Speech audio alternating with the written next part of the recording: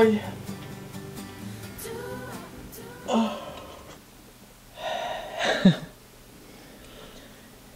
Ajatus tähän kirjaan lähti, kun jäin pidemmälle tauolle vuoden 2008 alussa.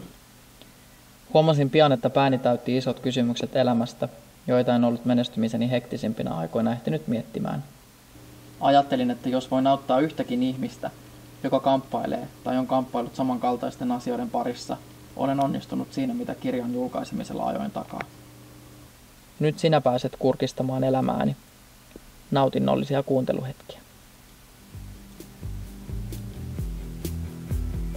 Onko se siinä? Are we done?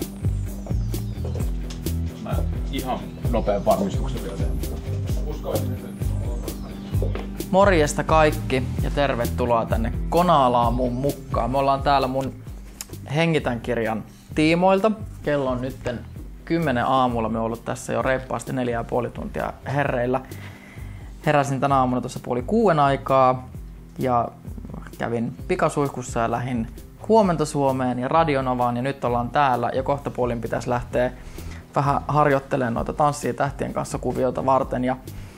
Eli kiirettä piettää, me saatiin justiinsa tässä äänitettyä esipuhe tohon mun äänikirjaan, joka tulee ihan kohta kauppoihin.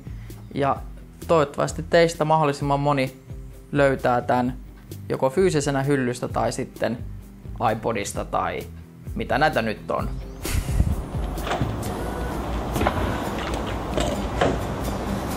Että sattuu. Nyt on aamupulkassa ja päivä jatkuu suomalaisen ääniraamatun voimin. Ei vaateskaan. Moi moi!